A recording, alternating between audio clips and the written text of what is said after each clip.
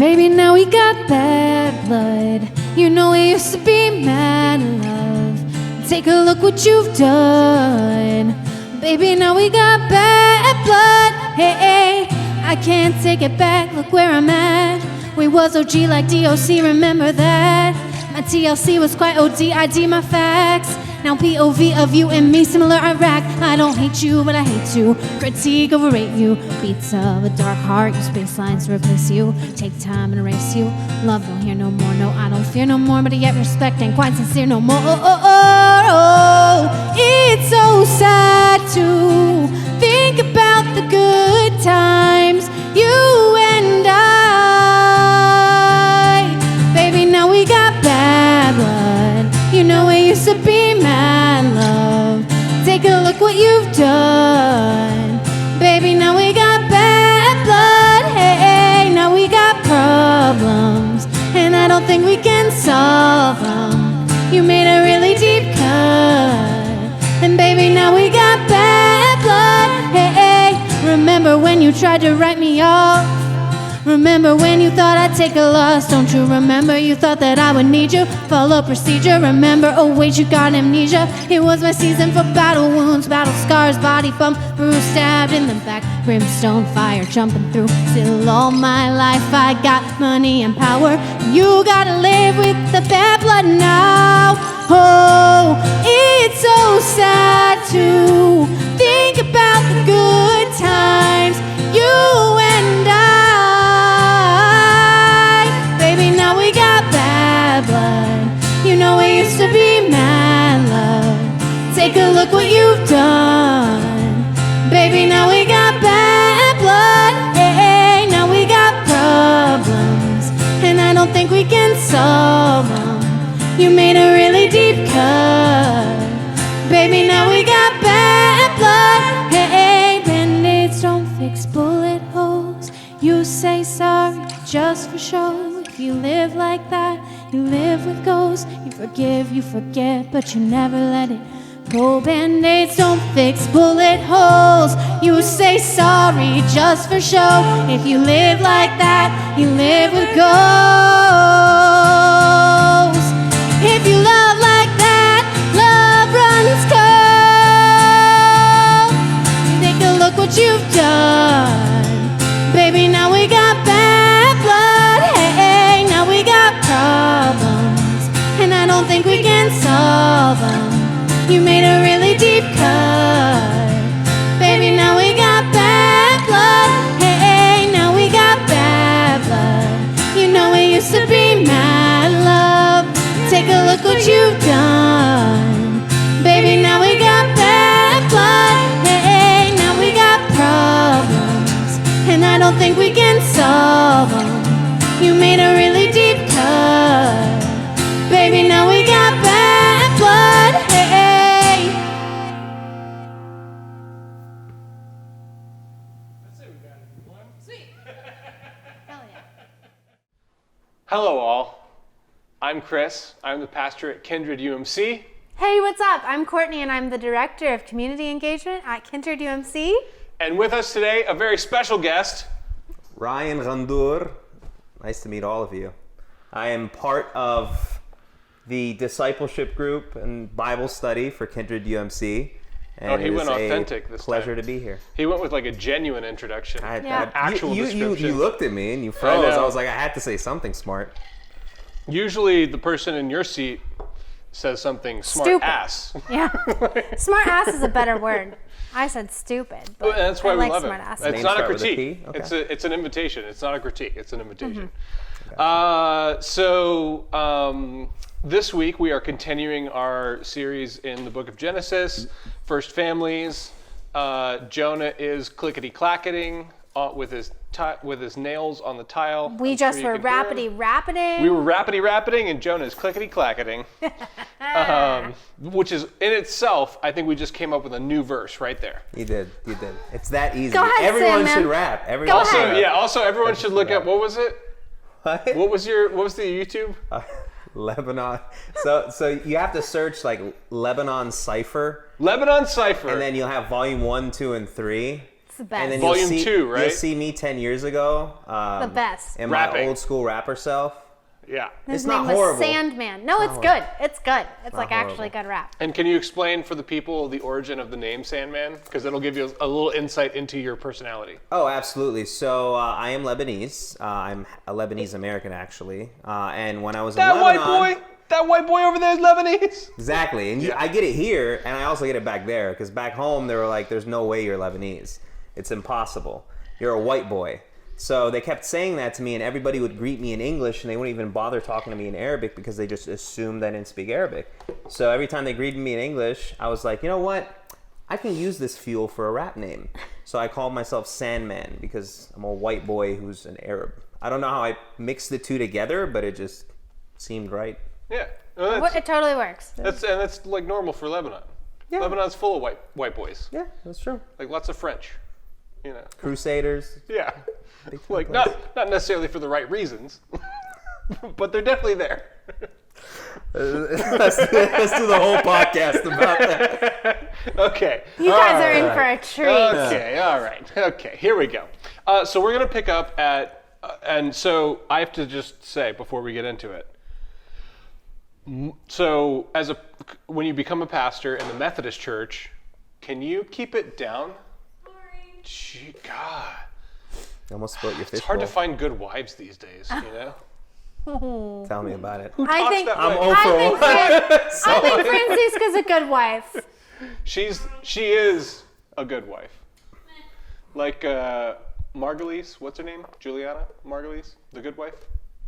The Good Wife. The show. What are the you show. talking about? There's a show called The Good Wife. Yeah. Juliana Margulies. That name's You too guys are hard for me. idiots. It's the good life, so All why right. y'all tripping? All right, back to my actual point that I was really like poignantly making. When you become a pastor in the Methodist Church, they obviously you have to go through a lot of things. You have to get a degree. You have to go through a very multi-stage process of interviews and psychologicals, and like they don't just let anyone be responsible for people's spiritual care. And particularly in the Methodist Church, there's a good emphasis on like emotional health, spiritual health, and like academic like credibility. You have to actually know what the fuck you're talking about before they'll let you be a pastor. Thank God for that. One of the major, thank God, which is more than I can say for some other churches out there. One of the reasons I'm a Methodist and not like You? I won't talk crap about well, other people. I already just said so. No, sorry. I actually like the UU. I would, if I wasn't a Methodist, I would be a UU church. Yeah, like, see, I was pastor. filling in the blank Yeah. for you because that's what I was expecting I actually you to say. I have a lot of respect for UU. The only thing is I'm like very Christ leaning. Like the death and resurrection God man is like central to my relationship Core with being, God. yeah. So all that to say, one of the things that one of the things in that process is like to really like they ask you to kind of really connect in a personal, sincere way with like your calling story. The text we're going to look at tonight is is the text in all of Scripture that maybe I most connect with in that way. Okay. So like Interesting. really important to me. I love this. I'm going to try and keep it to an hour.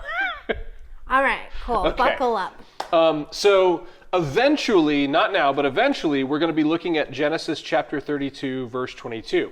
But there's a lot of like setup because if you just read like 15 verses of this story, it doesn't really work. Like you have to look at the whole thing. So we talked last week about Isaac. It was the sacrifice of Isaac, and how that all. And like look at last week's. You can hear all about it. So Isaac eventually grows up and has sons of his own. He grows up and he gets married and he has two sons, twin boys, and their names are Jacob and Esau. And the thing you need to know about Jacob, and the reason they named him Jacob, is that the word Jacob in Hebrew means heel puller, essentially. I mean, like, and that's a little weird, but if you think about it in like English parlance, it's like pulling your leg. So like someone who pulls your leg is kind of a trickster, kind of a He's jokester. a prankster. Yeah. And so as the story goes, Esau, who is technically the firstborn, even though they're twins, Esau is born, and they call him, he's red, and that's why they call him Esau, because Esau is similar to Hebrew meaning red.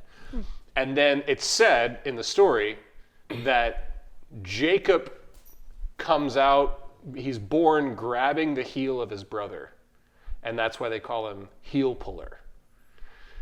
So this is just like in lots of other stories in scripture, the names of these two characters. So like, first of all, let's not reinterpret literally. Let's not hold ourselves to, we have to figure out how this literally happened, otherwise our faith is destroyed. That's not the way it works. We're not going to interpret literally, but we are going to read literally. So the writer, the reason that these names are chosen, and the reason that this writer has pointed out the meaning in these names matters to the character development that's going to happen with each of these characters. Not so much the red, but definitely the heel puller.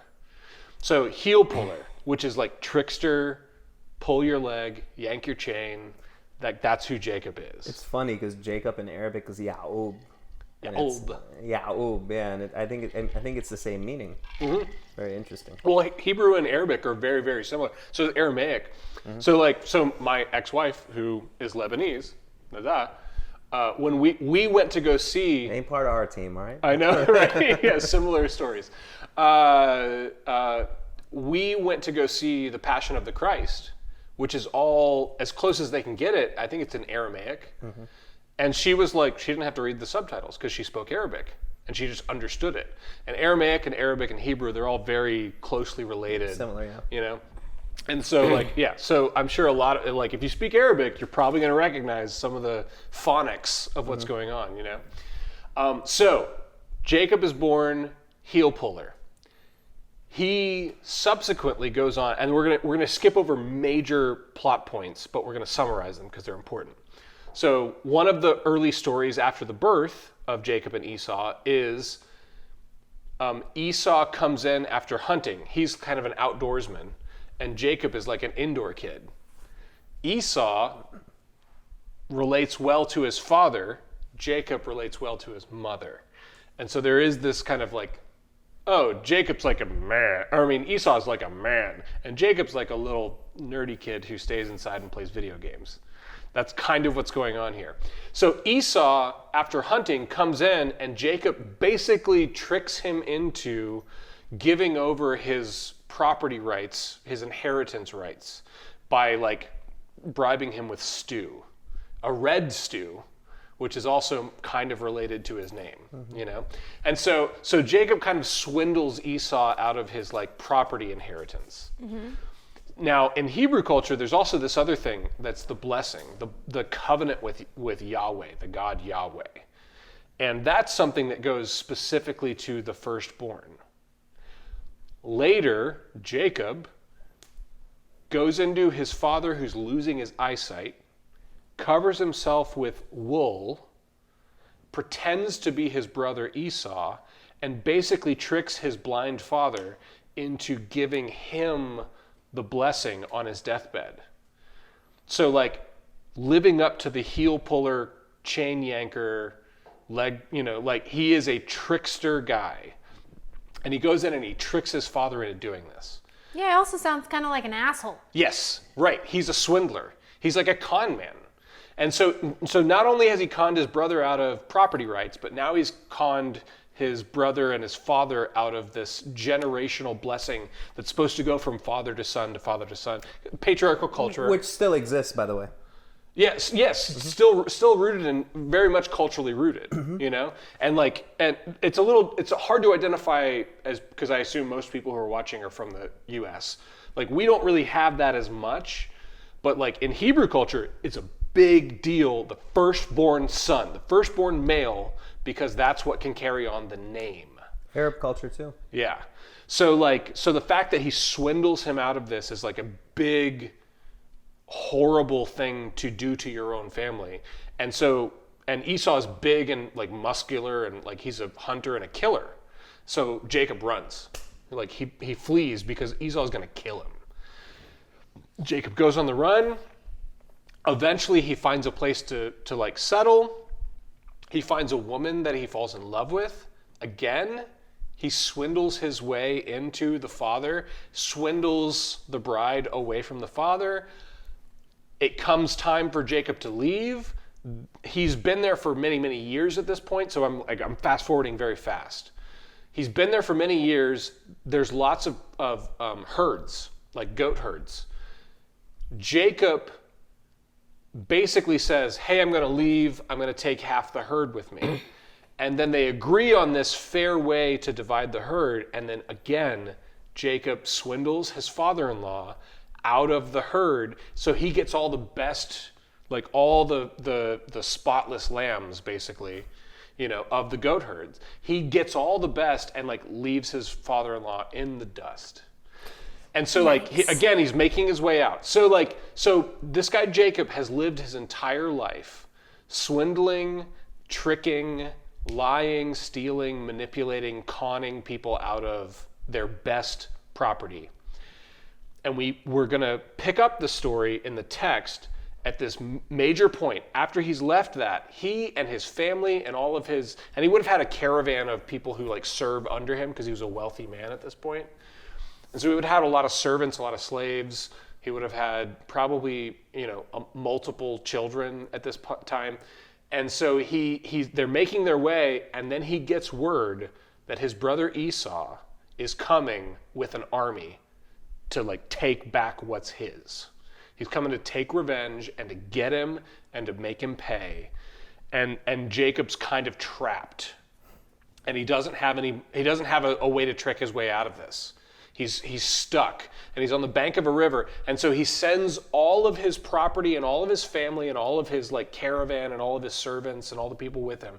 He sends them across the river, and then he stays on the other side of the river waiting for his brother to come and kill him, knowing what he's done to his brother and knowing that his brother's pissed at him. And his brother's like packing heat. He has a whole army where he's got like kids and servants, So he showed some sort of empathy for the people that are with him. Maybe. Well, I think probably based on everything we've seen from the character at that point, we can probably assume that it's more to do with like protecting his property. Yeah, so I was going to say I feel like it's selfishly motivated. Yeah, it's probably, the writer doesn't exactly clarify, but we can probably read into his motivations and say he's probably trying to get maybe he can talk his way out of this with his brother and keep all of his property. But if all of his property's here, his brother's just going to take it by force. So he's trying to keep his property safe, and then maybe I can talk about it's up for interpretation, but that's kind of my interpretation. So that's where we're going to pick up at Genesis chapter 32. Before we get into it, any questions or any observations or anything like that? No. Okay, here we go. Genesis chapter 32, verses 22 through 32. Goes like this. The same night he got up and took his 2 wives. This is Jacob. Jacob has 2 wives at this point, by the way. That's appalling now, very acceptable at the time. So it is what it is. It's patriarchal culture. What are you going to do when you're studying thousands-year-old texts? So the same night he got up and took his 2 wives, his 2 maids, and his 11 children and crossed the ford of Jabbok. That's the river that I was talking about. Mm-hmm. He took them and he sent them across the stream, and likewise everything that he had. Jacob was left alone, and a man wrestled with him until daybreak. When the man saw that he did not prevail against Jacob, so Jacob has won the wrestling match. When the man saw that he did not prevail against Jacob, he struck him in the hip socket, and Jacob's hip was put out of joint as he wrestled with him. And then he said, "Let me go, for the day is breaking." But Jacob said, "I will not let you go unless you bless me." So this gets confusing because there's a lot of pronouns here. So Jacob, on the banks of this river, as he's waiting for Esau, his brother, to come and fight him, Jacob wrestles with someone. Yeah, I was going to say, what? And it just says a man. Jacob What? wrestles with a man. Okay. And Jacob gets the better of him, and he basically gets him in like a hip lock. If you watch MMA or UFC, he gets him into like I'm guessing a heel hook or something, although that's a knee lock. Whatever, who cares? Hip lock. Like, he gets him in some kind of a hip lock, and then the man whom we have no idea who he is at this point, the man whom Jacob is wrestling, says, "Let me go. It's almost dawn." Like, as if to imply that the sun is going to make him go away. You know, like that the sun is dangerous, you know? Huh. Weird. Yeah. Interesting, you know? And Jacob says to the man, and he's got him in this lock as they're wrestling. Jacob says, "I will not let you go until you bless me. Bless me before I got you, you motherfucker. Like, you bless me before I let you go." He seems so controlling. Well, he's a bit of a dick. I don't like it. That Jacob's seems not like a great just guy. a left field story. Somebody was just walking down. Yeah, what he the just gets fuck? into a It's crazy. quarrel with it. This is crazy stuff. Yeah. Or we're gonna unpack some of it, and I hope I can help you make sense of it. But like, you're reacting, I think, appropriately. Like, it's crazy. It's a weird story. Okay, so I will not let you go unless you bless me. Verse 27. So he said to him, "What is your name?" And he said, "Jacob." Then the man said, "You shall no longer be called Jacob, but Israel. For you have striven with God and with humans and have prevailed." And then Jacob asked him, "Please tell me your name." But he said, "Why is it that you need to know my name?" And there he blessed him. So Jacob called the place Peniel, saying, "For I have seen God face to face, and yet my life has been preserved." The sun rose upon him as he passed Penuel, limping because of his hip. Therefore, to this day, the Israelites do not eat the thigh muscle that is on the hip socket, because he struck Jacob on the hip socket at the thigh muscle. I never knew that. What? All right. So this is some crazy shit. So if you didn't catch it, because the language is weird, if you didn't catch it, the grand reveal is, he calls it Peniel, which in Hebrew is very closely related to God's face. And so he's making this statement that the man that he's been wrestling with is in fact God. Oh, I get it now. That makes a little bit of sense, other than a random person. Well, and it's supposed to be this grand reveal. Like, that's why the writer writes it that way. He doesn't write, "And then Jacob wrestled with God." He just says, "And then a man showed up and they wrestled." And you're supposed to go like, what? And then after everything that's happened, then it's revealed. Jacob understands and reveals that the person he's been wrestling with, in fact, is God. Now, and I will cry. Yeah, It's gonna happen. I already have thoughts. It's gonna happen. I will cry. Well, first of all, before I get into stuff, can I let me just pause and ask thoughts, questions, observations, concerns so far? It makes me think of metaphorically wrestling with God rather than like physically wrestling with God, and I think about like my own story and experience, and this asshat dude was swindling and tricking and manipulating and lying and not bringing his full self to the table. Maybe because he didn't feel good enough. The Bible doesn't say that. I don't know. One of our Kindred UMC axioms: bring your full self to the conversation. Yeah. So. Yep. Not bringing his full self. Instead, he thinks he can swindle and lie and deceive and trick, and then essentially and successfully does it for the majority of his life, like to his wealth. But the thing that's like so like mind-boggling about it to me is he finally wrestles with God face to face, and like when I think of the word face to face, when I think of the word wrestle, I think of like probably like beating God up, like upset, angry. Like I think again in my own story, like deceiving. And I'm not like a crazy, manipulative, lying person, but there's definitely been moments. But everyone is. Yeah. Everyone is. Right. Right. But everyone is. Exactly. That Speak kind for of yourselves. conveys. Yeah, right. That kind of conveys the point that I was trying to make. And then, you know, when I finally like let myself be like, dude, what the hell is happening? Like as a prayer. Yes. That's probably one of my like core life goals is to get people to pray honestly.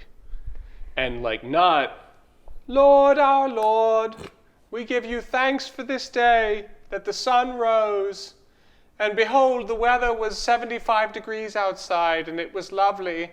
We give you like I hate it. I hate it. Beautiful. Like I'm way more interested in It's so fake. like what like and don't get me wrong, there are definitely times where I am genuinely grateful and genuinely just like there are times when I walk out on my back porch and the dog is running around like and like there's something really like this is hard to describe. I always find like there's something very innocent about my dog just running around in the backyard sniffing things and barking at squirrels and like he's just absolutely exactly what he is. I identify with that. And like starting my day that way, and especially for the part of the year. Squirrels? What? Barking at squirrels, You right? barking at squirrels? Oh no, I was that what thinking UFC about. gym Yeah. teaches you? I was I definitely thinking identify of with my own dog. Hating squirrels. I joke. But there's something like really pure and innocent, and then I sit on the back porch, and especially as we're coming into it in October, when it's like in the morning, it's gorgeous. It's finally gonna be And nice I sit out out again. there, and I am genuinely like just grateful and appreciative, and like look at the purity of existence, and I love it. And when that comes honestly, that's great. That's beautiful prayer. Most and of the I time it and I doesn't. lean into it. But I don't force myself. Sometimes I wake up in the morning, I'm like, I was anxious all night. I don't know what I'm doing. What do you want from me? What is going on here? Why isn't this working? Why is, and both of those prayers are like equally valid and beautiful, and like getting people to acknowledge that is part of my life's mission, See, that's beautiful. I mean, I don't experience that.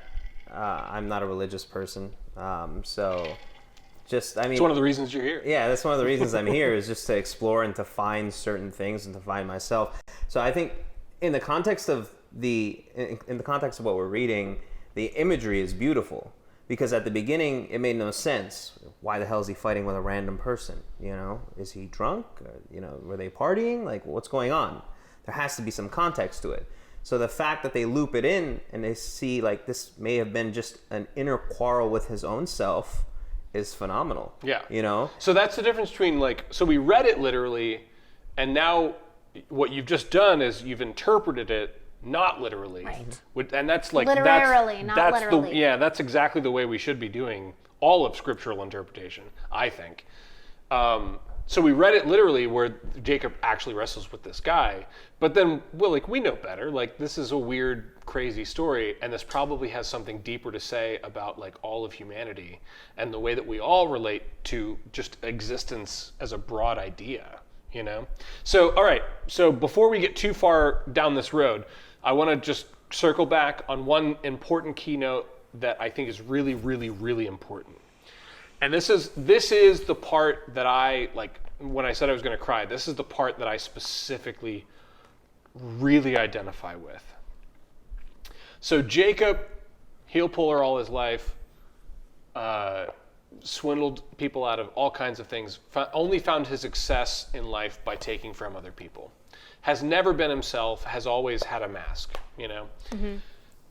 He wrestles with this man who we now understand as God. And in the climax of the wrestling, when they both clinch, so like this is the nature of God.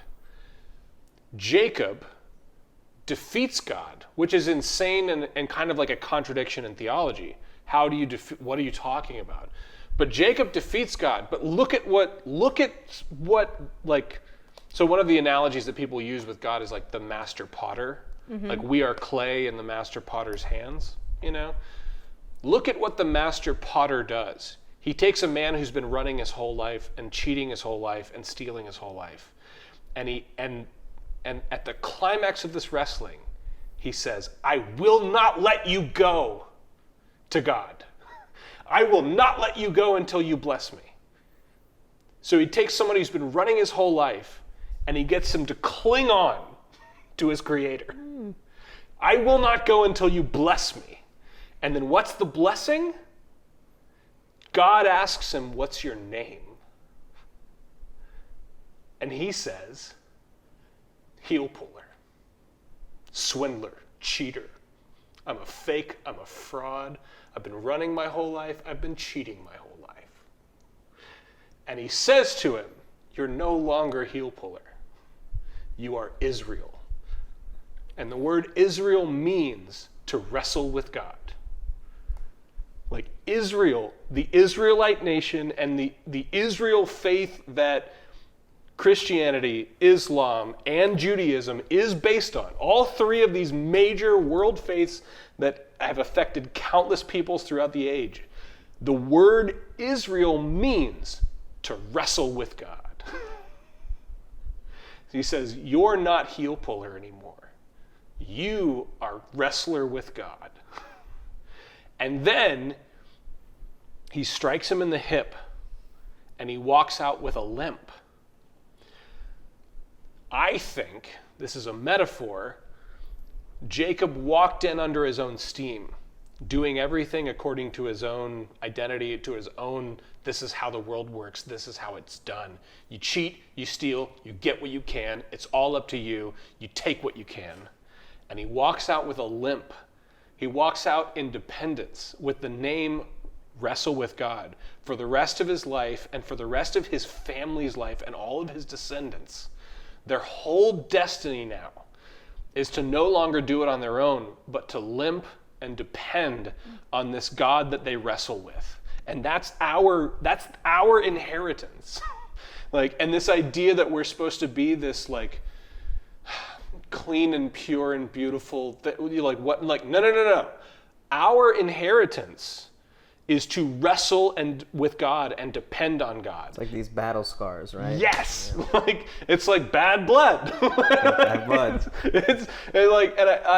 That is something that I so wholeheartedly identify with because I grew up in a church that was actually I grew up in a healthy church. I grew up in a fairly progressive church, fairly open-minded, intelligent academic pastors and leaders. I grew up with people who really, really were not closed-minded at all, and still came into this idea of God that is this kind of untouchable, pristine oligarchy. The closest you can get is with pretty flowery language that comes out of devotional books or fancy, trendy words that pastors say. And how dare you feel exclusive to Christianity?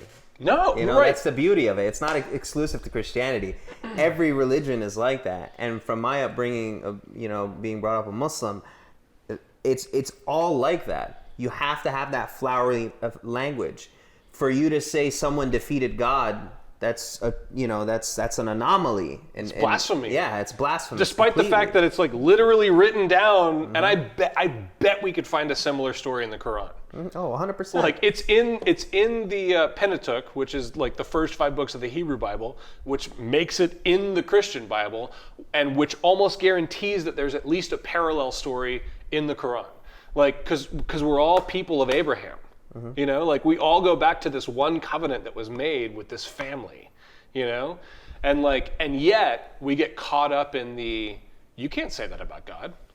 How dare you if you do? Well, and to that I want to say, fuck you. My inheritance is to wrestle with God. That is my God-given inheritance. That's literally one of the big things that I've been struggling with. I've been talking about it a lot, but especially recently, so I also I went to lots of different churches, and I never I was always that person that was going to try every kind of thing, but never really settled in a place, especially in the church. Because it just was never exactly what I was looking for, and there was a lot of the flowery language and bullshit and nonsense, and eventually I kind of settled, but it still wasn't necessarily what I was looking for, you know? It was a place that... You just get as close as you can get. Yeah, you get as close as you can get, you get comfortable, you hear the flowery language and the trendy things that are said, and people want to talk about, what the Bible says, but This is always this is my pet peeve and also one of my favorite things to do. Tell me, for anybody who's out there who's been at a church, let me know if you recognize this. Let us pray. God, we just come and we just worship you. And we just want for you to just bless us. And we'd just be so happy, God, oh God, to just be in your presence and God, we just ask that you just bless us and we just... This is exactly what I'm talking about. Strangle people by their necks. Yes. We're like, fucking stop talking and think about what you're doing. Right. Just actually just actually pretend for a second that there's a God and talk to him. Right. And so it got to a point where like the flowery language wasn't working for me anymore because I was starting to feel myself become very distant with God because I, in that context, didn't really feel like I knew like who God was or why I was feeling the way I was feeling. You know, I have my own like life stuff that I've dealt with, my own abandonment issues, my own like, everybody has trauma, whether it's big trauma or small trauma. I was dealing with my trauma. I was pissed off at God about it and thought that being in church and hearing the flowery language and hanging out with the right people was going to solve that for me. And then it didn't. Mm-hmm. And the only thing that did was and by no means is it completely solved, but the only thing that's moved me like closer to having an actual relationship with God is allowing myself to be like so angry and upset and beat my fists on his chest and yell and scream and cry and not pray the flowery language in church, but then people look at you a little differently. Oh yeah. Oh yeah, you're an anomaly. Like I said, you're an anomaly. You can't be like, one, you realize how different it is, and that's the point where I'm at now, where I see a lot of people that I know and I love and I'm close with that are very much in that flowery language space. And I try to relate or they try to relate or whatever, and I just feel stuck. That's what pushed me away from religion. That's what pushed me away from religion. I've seen so much negative, so much heartache, so much death, destruction throughout my entire life. Well, that when people come up and they hit you with that flag of floweriness, they approach you and say everything is hearts and rainbows, and you can't question, what's being said. And if you do, you're either a blasphemer or you're a pagan or you're committing treason. It's so weird for you to question anything God says. So let me pause for a second, because I think it's you passed over something that I think is really important. When Ryan says that he's seen things, like it's very different than most people. Yeah. Because you've seen legitimate. Yeah, I mean, horrific violence. Yeah, so I was born in the Middle East. I was born in Saudi Arabia. I moved to Lebanon when I was 10. I was there when the Israelis left Lebanon. There was massive bombing. I was in Lebanon during the 2006 war. Massive bombing again. I was in the Red Cross in Lebanon after the bombing of a hospital in a place in Lebanon called Qana, and it was a children's hospital. So I was, pulling out dead bodies and children. At the time, I was only 14 years old, and I was with the Red Cross. So, I mean, major things that I've seen. I've seen my friends die. Well, not in real time, but I was 10 miles away and heard a bomb go off, and I found out a friend of mine passed. So, I mean, a lot of crazy shit. And so when I see that constantly, and I see those things going on, when people come at me and they say, God will figure it out.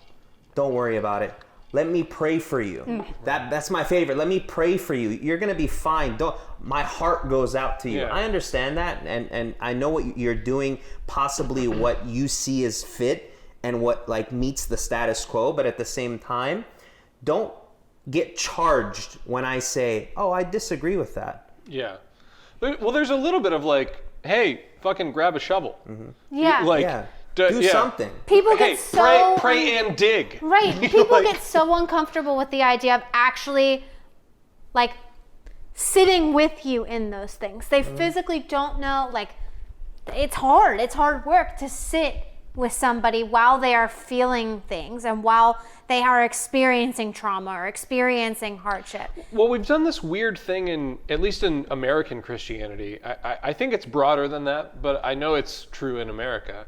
Like, American Christianity has this thing where we're wildly uncomfortable with actually leaning into the many, many, many stories in Scripture where a key character or a prophet or an Abraham or a Jacob or like all these key essential characters have it out with God. They wrestle and they're like, what are you doing? What the hell is happening here? How do you even expect me to follow you after this? And we've silenced that voice in the West. Yeah. And I think Absolutely. I think it's broader than that. I think lots of cultures have done that because they're very, we as human beings are very, very uncomfortable with the questioning of God. But there's such good news in this book that is, at least a third of it, is, what the fuck? A third of this book is that. And this idea that God has a specific voice of prayer and of relationship for I know it's not going to make sense sometimes. It's okay that it doesn't make sense. Don't walk away from the relationship. Come into the relationship with that. And it's a little bit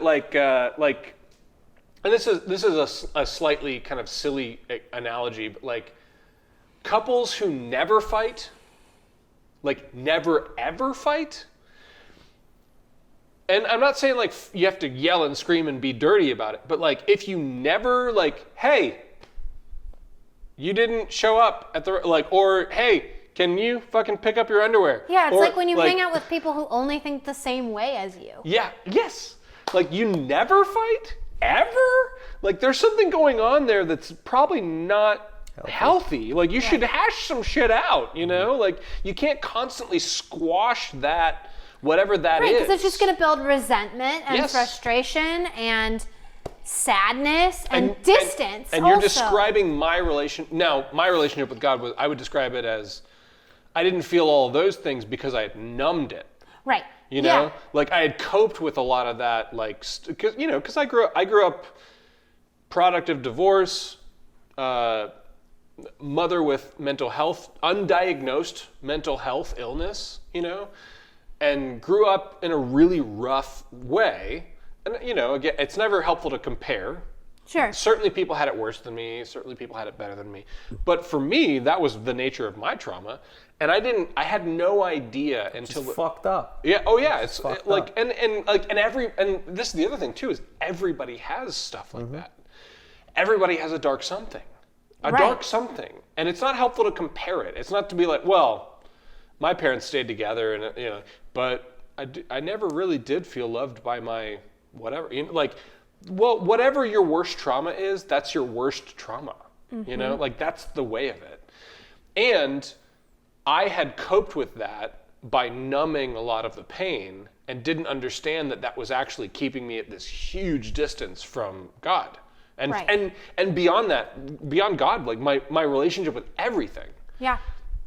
And it wasn't until I wrestled with God, grabbed him by the balls, which, by the way, metaphorical. Yeah, well, I mean that's kind of what's going on here. They say the inner thigh, they're hinting at no, he grabbed him by the testicles, which is where, by the way, the word testimony comes from. Word testimony comes from, they would grab you by the balls and be like, testify, bitch.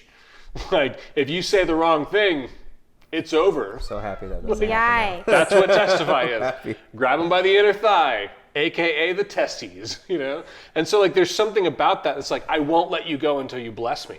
Grabbing God by the balls, a lot of churches would call that offensive. And I call it fucking intrinsically necessary for faith. It's crazy to me because until, starting what we're starting at Kindred and really getting into it and doing a disciple group and really starting to work through some of my own stuff, one of the craziest revelations that I had in disciple group is that you can wrestle with God. I have been in the church for 20 something years, and the whole time I was just like, flowery language, God is good. God is always good. Life happens and it sucks, but God's good anyway, and he's in control, and da-da-da-da-da. And it wasn't until like I heard that for the first time, and I was like, wait, I'm allowed. Like, I remember you asking me, Courtney, have you ever let yourself be angry at God? And I said, I'm sorry, that's a thing I can. That's not even. That fucked me up too Right. when you said that. That's a thing I fucked can me up do. too, because I was like, I'm 28. I've never heard anybody. Are you sure you're a pastor? You know what I mean? And it's the same thing. Like being brought up a Muslim, it was, you cannot say that. You can't. You'll be chastised. You know. And now I will say that it is, for me, the confidence of that is not rooted in, it's like, so the idea of wrestling with God is not so that we can defeat God. Right. You know, the idea of wrestling with God is that, no, you're in the hands of a perfectly gracious, perfectly loving Father who you can wrestle, like, so I just, as a goof, I saw this video of a gorilla, like a fucking gorilla, like a 500-pound gorilla, alpha male, and he's wrestling with a little baby boy gorilla. And this baby boy gorilla is like going all out against him. He's just like throwing everything he can. And this big gorilla is just like, Yeah. He's just like laughing and having fun, and then turns it into a play thing. Like, and there's something about it's not about defeating God as much as it is trusting that God's overwhelming grace and love for you is way more powerful than anything that has been done to you. Right. Mm-hmm. You know, like that and like for me, I would say my language was my early angry prayers with God, as I looked at my like abuse and trauma and all the things that had followed me into adulthood from that abuse, it was like, all right, I give up. Like, I've tried to fix it. I've done everything that you can to fix it. I've gone to counseling. I've read books. I've done everything I can, and nothing I've ever done. And I studied psychology. I'm a smart guy. Right. I understood what was happening and was still powerless to do anything about it.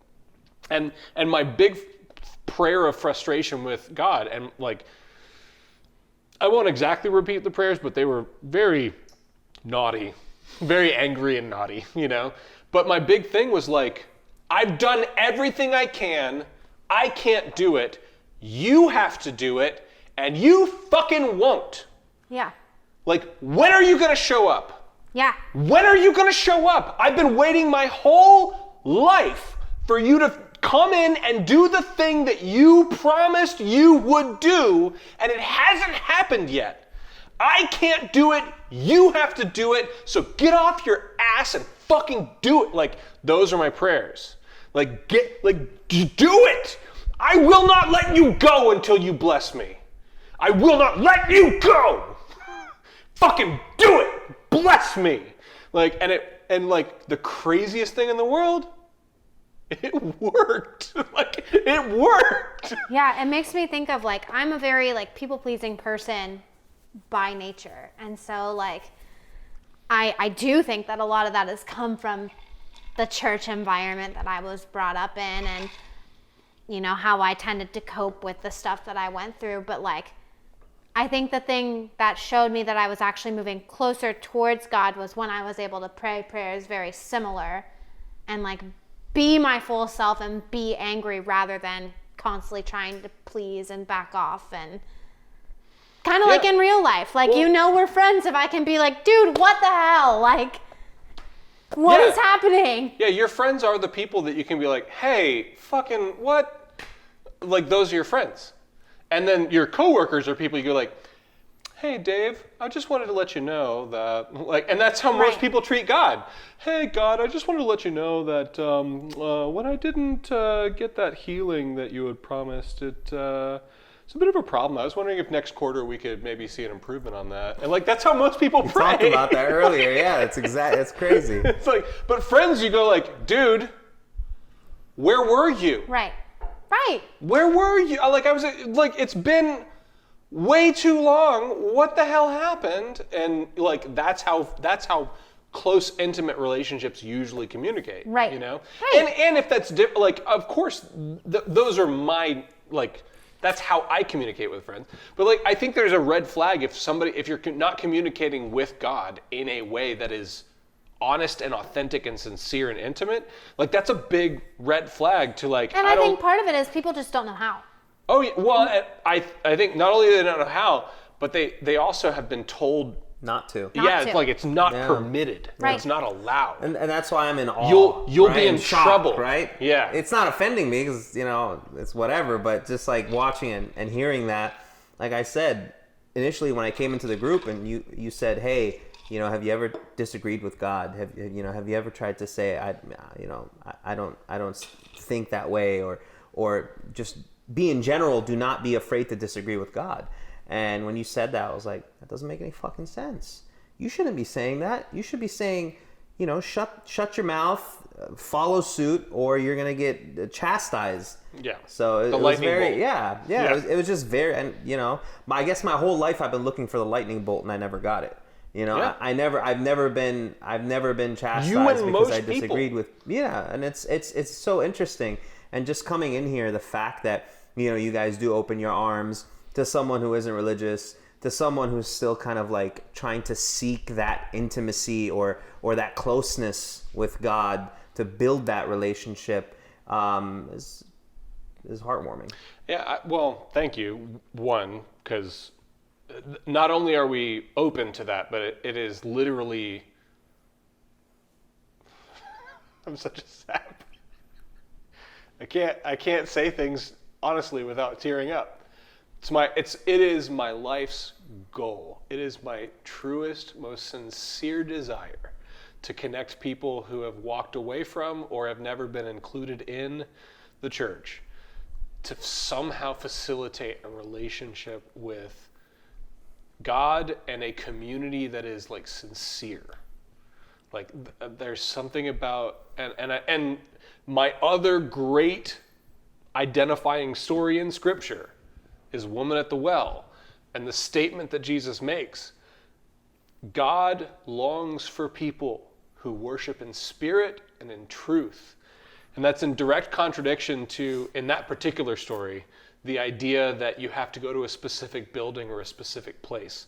Like that's what she's lifting up. She's going like, well, you guys control that building and you guys control how we're like, we don't worship what we know, and you guys like, and Jesus says, fuck that. Bringing your full self Yes. matters. Like God longs for spirit and truth. Spirit and truth would be another great name for this church. like I'm happy with Kindred. We're not going to make any changes, but like spirit and truth. Like you cannot worship God if you're faking it. You just can't. Not. Well, that's. I'll challenge that, because grace is a miraculous, powerful thing, and like people trying their best, even with limited whatever.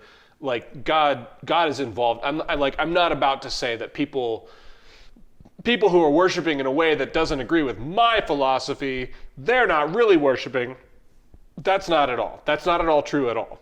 God is involved in all of that. However, if our goal is really truly to cooperate with the movement of creation, the movement of this life force that turns dark into light and that turns death into life.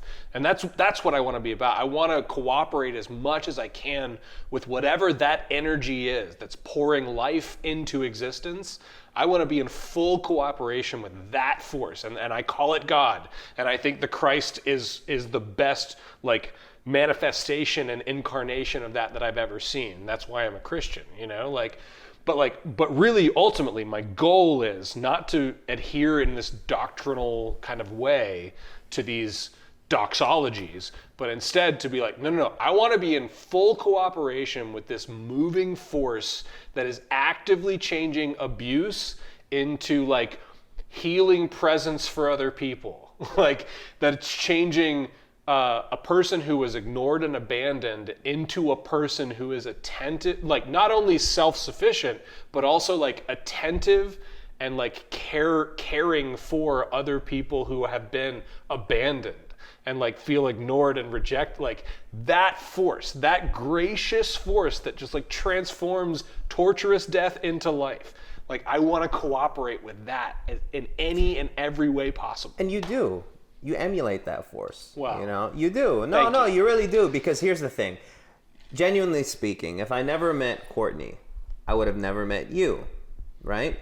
And the hardest part for me of 2020 wasn't COVID. It was my divorce. COVID added an extra layer of complexity to that because I'm not an introvert. So I had to stay at home constantly, and I stayed at home by myself, which I fucking hated. Yeah, I lost my mind. Oh Yeah, yeah, me too. I went fucking psychotic. So Yeah. when I met Courtney and when I hung out with Matt and you know, I don't have a shortage of friends, thankfully, but at the same time, it moved me into a different area where I go to Bible study every Monday. I've never been when people hear Ryan is going to Bible study, they're like, Ryan is on PCP. Something is going on, you know? And then like your party that you threw the other day. Enchantment Under the Sea, adult homecoming. Yes, it's an annual tradition now. Exactly. And remember what I told you? I was like, yeah, I invited a couple people to come. And you're like, why didn't they come? I said, oh, they said I'm part of a cult now. Right. All right. They say it jokingly, but I know they think They're also something afraid. is up. Yeah. Yeah, because they're like, oh, Ryan is doing this just to cope with his divorce. Once he's over it, he'll be through and through. He'll be done. Well, I want to interject a little bit and say, like, one of the biggest hurdles to what I call the gospel, the good news, the grace, that gracious kind of life-giving force that's inherent in all of creation, it sounds like you're being swindled. It sounds way too good to be true. Yes. Like, and like I actually empathize and understand with the like, so wait, I'm going to come to this Christian party. We're going to be drinking. We're going to be dancing. All of that's going to be okay. What's the catch? Yeah. What is the, and it's Well, like. first of all, when has drinking and Christian party ever normally been in the same sentence? Oh, I don't know. 2,000 years ago? Right. Fucking first miracle, changing water into wine at a wedding and getting people crunk at a wedding. Like, that was Jesus' first miracle.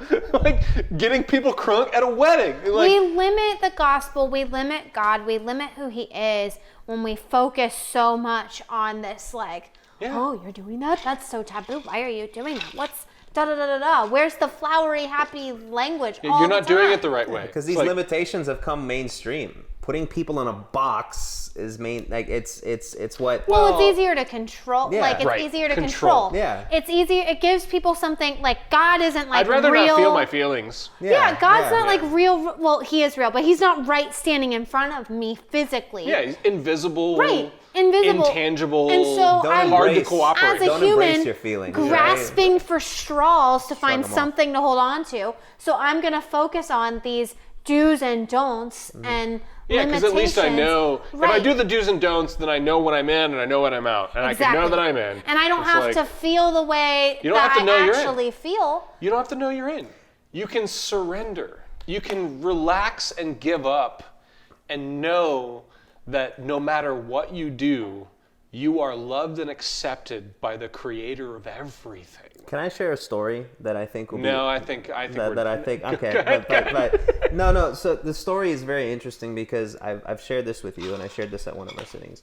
I have a very close friend of mine who's very devout Muslim. His whole family is, and I after my divorce, they invited me with open arms. It was Ramadan, which is a month in Islam where people fast from sunrise to sunset for 30 days.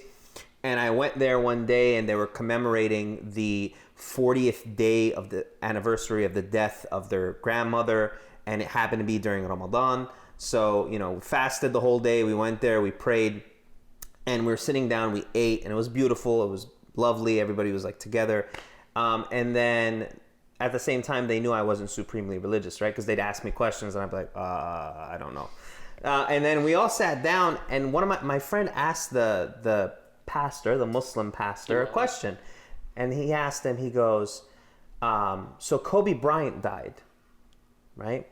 And he goes, how do you feel about that? He was just asking him a simple question. And he goes, it's terrible. He's like, however, we should not say rest in peace to him. And he goes, and my friend goes, why? And he goes, because he wasn't a Muslim. Because if you believe in Islam, in the Quran it says, if you do not believe in God, right, you will not go to heaven. Ins and outs. Yeah, you will not go to heaven. So I don't know if that is the same translated in the Bible. Like if you don't accept Jesus Christ as your Lord and Savior prior to you dying, you won't go to heaven. I don't know if it's the same, but that's what this guy said. He's a friggin', who knows what he is. But it was interesting because I told you that and you said no. You said God's in all of us. Universal Christ. Yeah, man. yeah. He loves you. I mean, so you don't believe in that, but I know like some of my friends that are Christians that I pose that question to, like devout Christians. They're like, yes, if you don't accept Jesus Christ as your Lord and Savior, you would not go to heaven. Here's how I would break it down. So first of all, anyone who says like, yeah, if you don't say these magic words, then you don't go to heaven. Like, fuck you. You're like, thank you. You're a child. I wanted to say that. I wanted to say fuck you when you said that. You're not even ridiculously on the same level. Like, get over your whole childish bullshit. I'm undecided on the idea of heaven, hell. I definitely don't think there's this eternal, like all of my personal experience with God, which is very intangible, immeasurable, ethereal, hard to explain. All of my personal encounters with God have led me to believe that it is unfathomable that there is a place of eternal torment. That does not even remotely line up with all of my experience with God. Like, I haven't had a single moment where that has made sense to me, That's beautiful. The idea of a heaven and a annihilation, because I do have to deal with things like, what about people who devote their life to torture and genuinely enjoy the pain of others, and there are times I vacillate back and forth on this. There are times when I'm like, those people must be utterly destroyed. Like that, I mean, I don't know any other way around it. And then there are other times when I really lean into the, like, an all-knowing God is an all-forgiving God. Mm-hmm. Like, those people are created. Like, those people have things that happen to them, whether it's genetically or environmentally or both, that make them that way. And there's a little bit of like, there but for the grace of God go I. Like, that could happen to any one of us. We're all capable of, and some of that's making peace with my own darkness. Like, we're all capable of we were downtown one night with some friends of ours, and there was a guy who was just talking mad shit. He wanted to fight. He wanted to fight. And I've never been in a fight in my life except for in sparring. Like, the only fights I've ever been in my life are like in the gym where we agree to be safe, And this guy was just relentless in his like, I want to fight, I want to fight, I want to fight. I literally, like, I didn't charge him, but I like walked briskly to him and was like threatening him the guy that was with me, very large guy, like, and I was saying things like, you want to fight? Do you see what's behind me?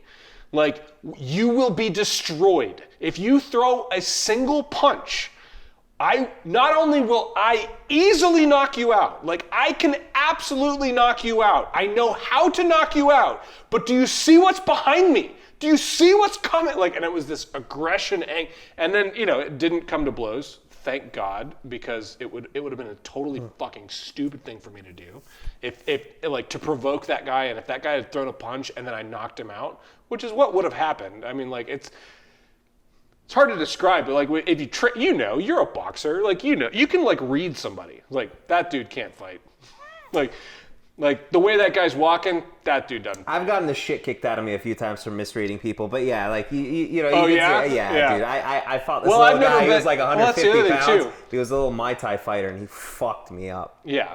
Well, fair enough. Like that, and that is another layer of stupidity in the whole interaction. Like, but I remember immediately, as soon as we were done, we were like driving. We were in an Uber going home, and I was like, "That was the stupidest fucking thing I've ever done in my life." Like, I can't, and it was this real face-to-face moment of like, "Oh shit!" Like, there is real darkness in me. As much as thank God there was enough of me that didn't start a fight, but there was a piece of me that wanted to prove it.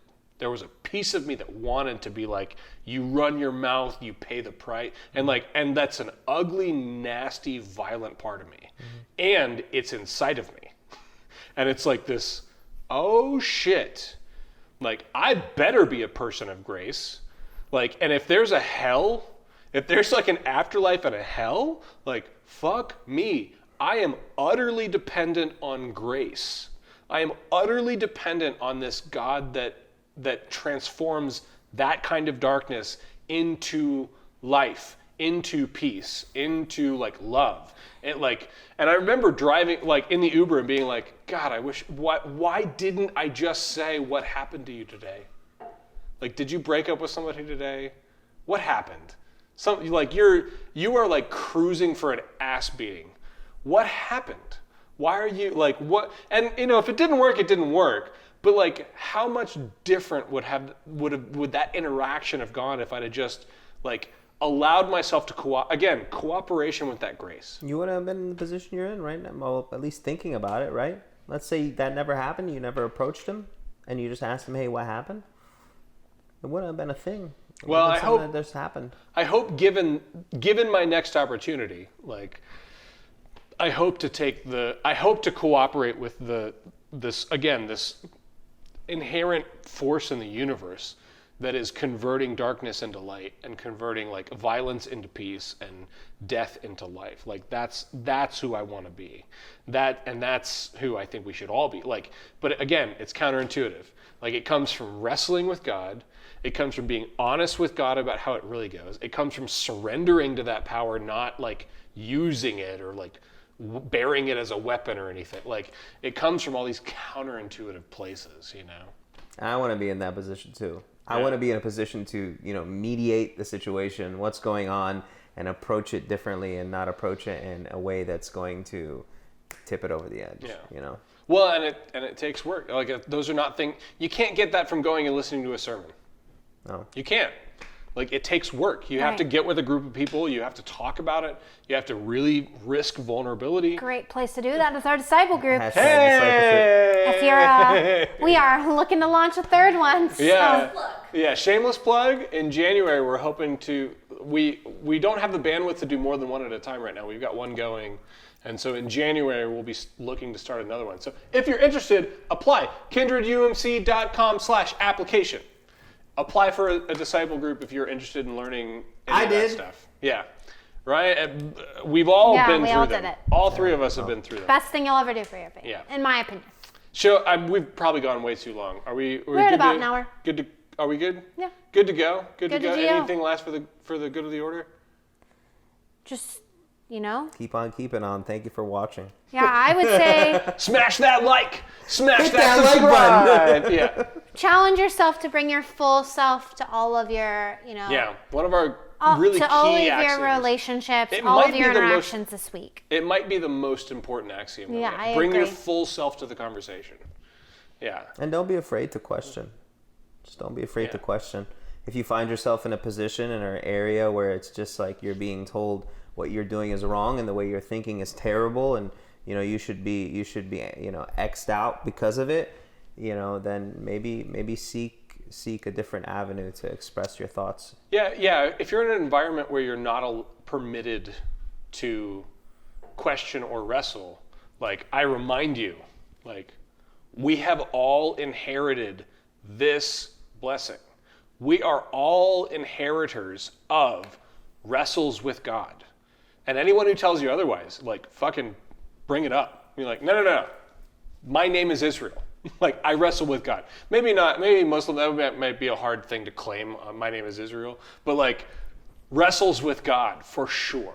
Wrestles with God is my inheritance. You know?